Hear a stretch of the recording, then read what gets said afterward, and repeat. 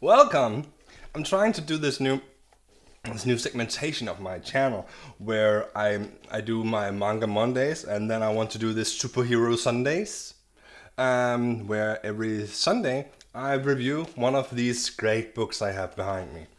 And I figured it would be best or most suitable to start with my favorite. So at least today, yeah, heads up. This is a great book. If that's all you wanted to know, you can just turn off the video right now. There's nothing more more to see here. So, this is Planet Hulk. It is by far my favorite Marvel book ever, which is kind of crazy considering that 21 out of my 33 Marvel hardcovers are about Spider-Man. But I really haven't come across anything else with Hulk that really resonated with me. I have some more Hulk stuff in a trade paperback right there, but we might look at that some other time. This is Planet Hulk, and this is the oversized hardcover. Planet Hulk, the Incredible Hulk. So, yeah, here it is. Great artwork. So, Planet Hulk, what is that? Let's take just a couple minutes to talk about what this book is actually about. It's about the Hulk. No, this is something that comes out of Marvel's main continuity, like most of their stuff does. And it starts with right here with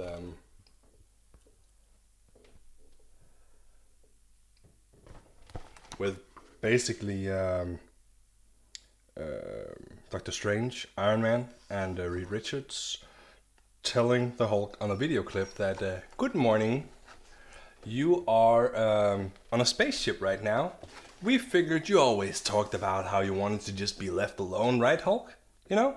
So we figured we'll leave you alone. We put you on a spaceship and sent you the heck out of here.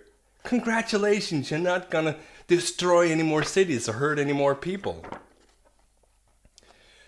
The Hulk doesn't take too fondly to that, but he ends up shooting through a portal and then landing on a different planet called Sakaar. And on Sakaar, he's taken prisoner. He stays as the Hulk throughout this whole book, and I mean, in some books the Hulk can't really talk. In this one, he can. He's a bit childish in the way he sounds, but that's just suitable for the character. But he gets this chest plate that makes it so that he cannot do as he wants. He has to comply with the commands he is given, otherwise it will take away from his brain function.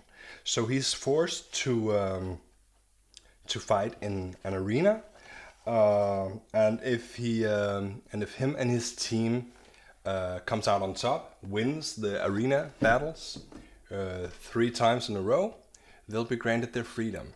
And this has never happened. And I mean, this premise got me pretty pessimistic about the book, because I felt like I hated Gladiator, the movie. I'm sorry, I know it's a really popular movie, a lot of people loved it, but I didn't. I hated it. I hate movies about war. I hate comic books about war. I hate stories where people are just fighting each other for no real reason. And putting people in a gladiator arena is no real reason. So it is just what it is. But it's like this book knows that. I might as well warn you right now. There's probably going to be a lot of spoilers in this review.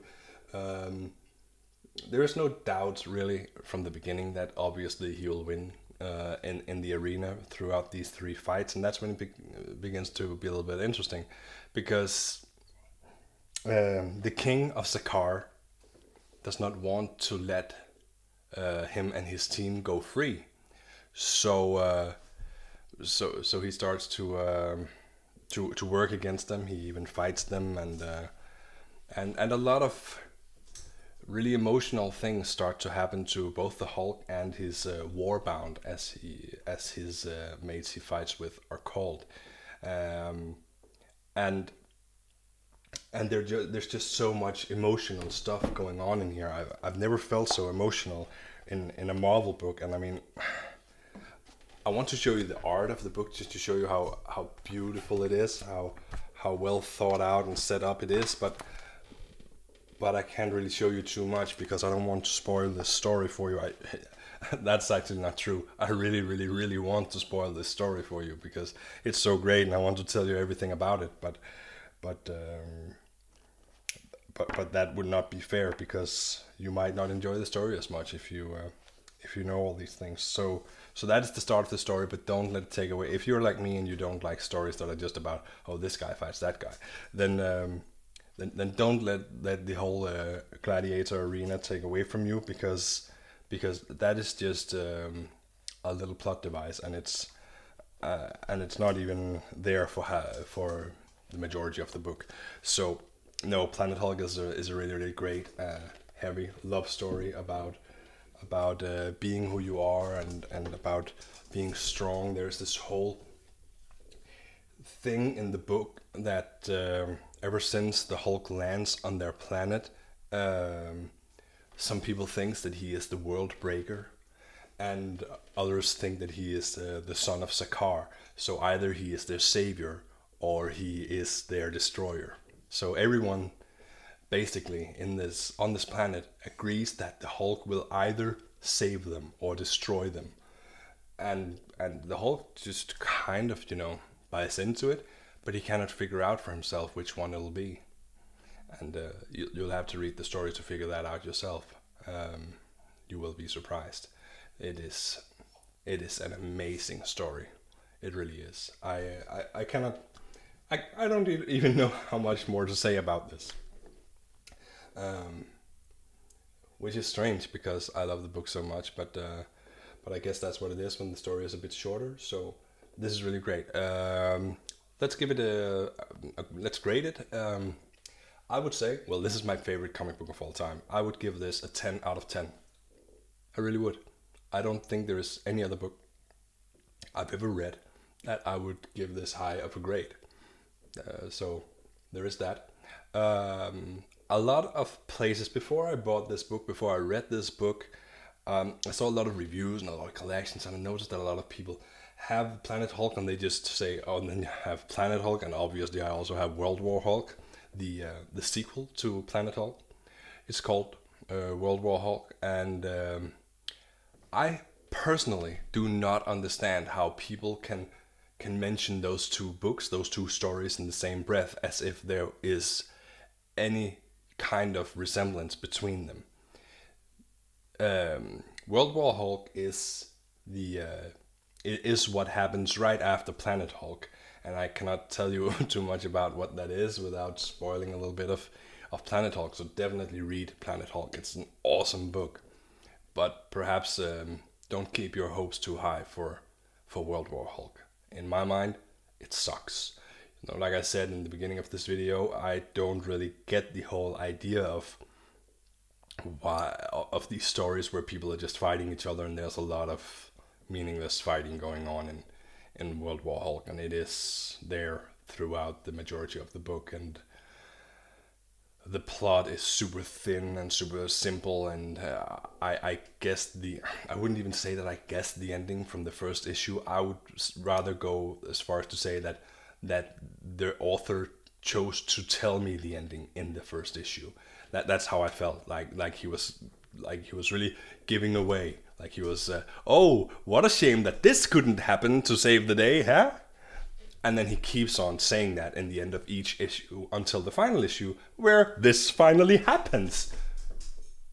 I mean, what kind of way is that to tell a story? So, World War Hulk, I hate it. I'm not gonna give it a grade because this is a review of Planet Hulk, and Planet Hulk is my all-time favorite book. I just wish there was no sequel, or at least that the sequel would be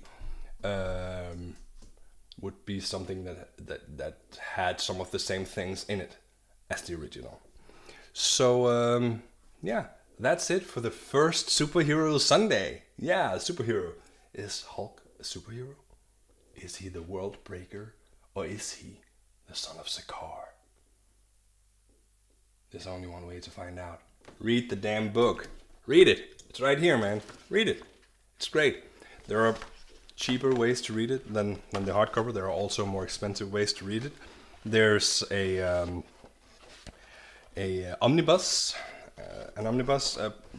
edition, which is twice as thick as this hardcover I have here. It's also oversized, but I don't recommend it because it doesn't add anything to the story. Like I told you, the story begins with Hulk being sent to the planet that is in the title, Planet Hulk, and the extra stuff that you get in the omnibus is the story about why these guys, the Illuminati, with Iron Man and Doctor Strange and Dr. Richards and other people, chose to